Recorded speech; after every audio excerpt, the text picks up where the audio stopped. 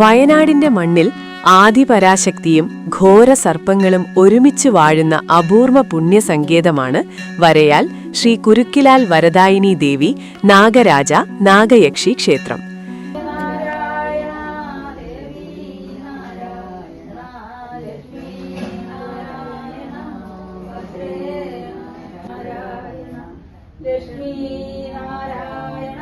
സർപ്പദോഷ നിവാരണത്തിനും കാളസർപ്പയോഗ പരിഹാരങ്ങൾക്കും പേരുകേട്ട ഈ ക്ഷേത്രം ഭക്തർക്ക് അത്ഭുതകരമായ ഫലങ്ങൾ നൽകുന്ന ഇടമാണ്. വേദകാലത്തോളം പഴക്കമുള്ള ഈ ക്ഷേത്രത്തിന് കൊട്ടിയൂർ ദക്ഷയാഗവുമായി ബന്ധപ്പെട്ട ഒരു ഐതിഹ്യമുണ്ട്. ദക്ഷയാഗത്തിൽ പങ്കെടുക്കാൻ പോയ സതീദേവിയും പരിവാരങ്ങളും വിശ്രമിച്ച പൂങ്കാവനമാണ് വരയാലെന്ന് വിശ്വസിക്കപ്പെടുന്നു. കൊട്ടിയൂർ ദർശനം കഴിഞ്ഞു മടങ്ങുന്ന ഭക്തർ ഇവിടെ വന്ന് ആദിപരാശക്തി രൂപത്തിലുള്ള ശ്രീ പാർവതീദേവിയെ തൊഴുതു മടങ്ങണമെന്നാണ് ആചാരം.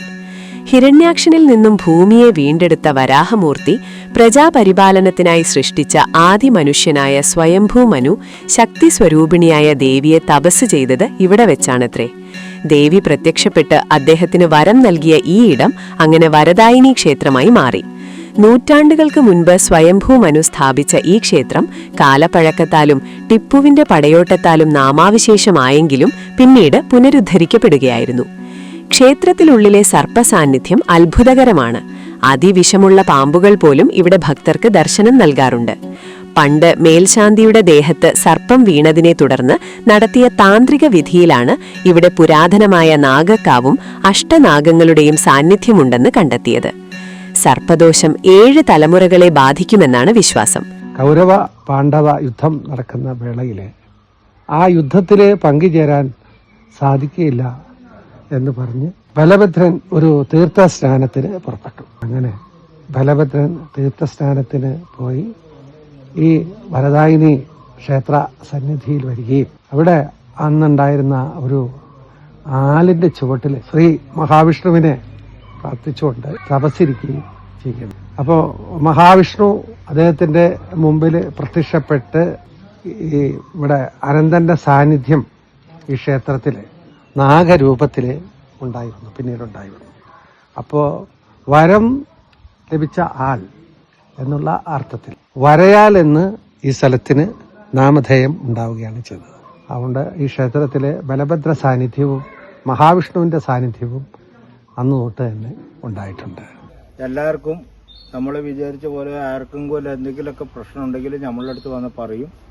നമ്മളുടെ അടുത്ത് വന്ന് പറയുമ്പോൾ അവർ ഇവിടെ മലക്കാരി പൂജ എന്നാ പറയാം. മലക്കാരി പൂജ എന്ന് പറഞ്ഞാൽ ഇവിടെ ഒരു തേങ്ങാണ്. ഒരു തേങ്ങ കൊണ്ടുവരുമ്പോൾ അത് നമ്മൾ പൈസ ഇട്ട് ആ തേങ്ങ മുട്ടി കാര്യങ്ങൾ പറഞ്ഞ് റെഡിയാക്കി കൊടുക്കും. ഇത് മലക്കാരി എന്ന് പറയും. ശിവനാന്ന് പറയാം, നമ്മളെ മലക്കാരി എന്ന് പറയും. കുടിക്കാനാവും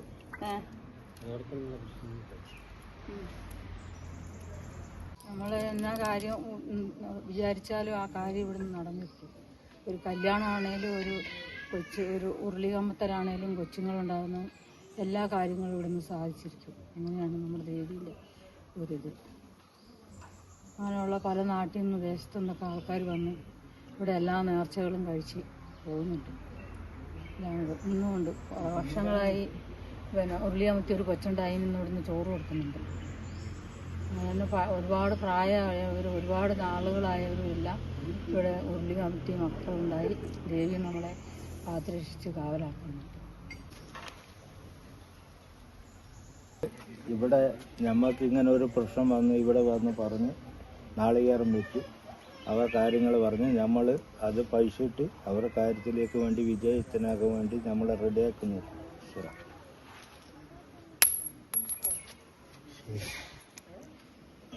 ഒന്നുമില്ല.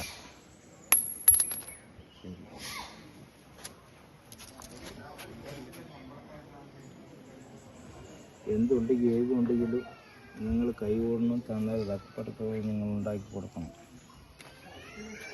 ഇങ്ങനെയാണ്. ഒരു കുഴപ്പമില്ല കേട്ടോ, ഒരു കുഴപ്പമില്ല.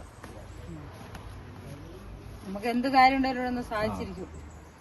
നമുക്കിവിടെ ഒന്ന് പറഞ്ഞാൽ മാത്രം മതി. 8ന് 16 ആക്കി 9 മുളാക്കി പൊഞ്ചു കൊടുക്കണം. ശരി, ഇനി മുള പൊന്തണം. ശരി. തെളിഞ്ഞു. ഇനി നിങ്ങൾ ആട് മുള പൊന്തിച്ചു കൊടുക്കോ.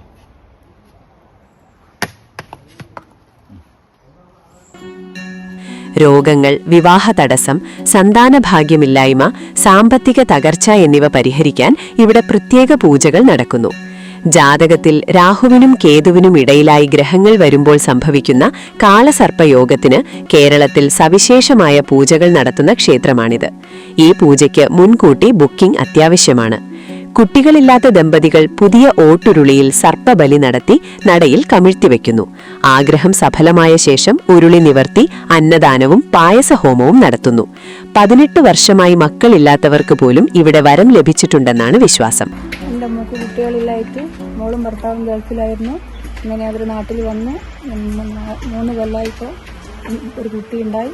ആ കുട്ടിക്ക് ഞാനിവിടെ ഒരു ഉരുളി കമഴ്ത്തി. അതിനുശേഷമാണ് കുട്ടി ഉണ്ടായത്. അന്നേരം ഞാൻ ഉരുളി നിർത്താനും കുട്ടിക്ക് അന്നദാനം നടത്താനും ചോറ് കൊടുക്കാനും വേണ്ടിയാണ് ഇവിടെ വന്നത്. ഇവിടത്തെ പ്രധാന വഴിപാടുകൾ പായസഹോമം, സർപ്പബലി, രാഹുകേതു പൂജ, നൂറും പാലും, മഞ്ഞൾ വിതറൽ, ആയില്യപൂജ എന്നിവയാണ്. എല്ലാ ഞായറാഴ്ചകളും ആയില്യം നക്ഷത്രം മലയാള മാസം 1-ാം തീയതിയാണ് ഇവിടെ പൂജ. എല്ലാ പൂജാ ദിവസങ്ങളിലും വിഭവസമൃദ്ധമായ അന്നദാനം ഉണ്ടായിരിക്കും. മാനന്തവാടി കണ്ണൂർ തലശ്ശേരി ഹൈവേയുടെ അരികിൽ തന്നെയാണ് ഈ ക്ഷേത്രം സ്ഥിതി ചെയ്യുന്നത്. ദൂരദേശങ്ങളിൽ നിന്നും വരുന്നവർക്ക് ക്ഷേത്ര കമ്മിറ്റിയുമായി ബന്ധപ്പെട്ടാൽ ലോഡ്ജ്, റിസോർട്ട് സൗകര്യങ്ങൾ ലഭ്യമാക്കുന്നതാണ്.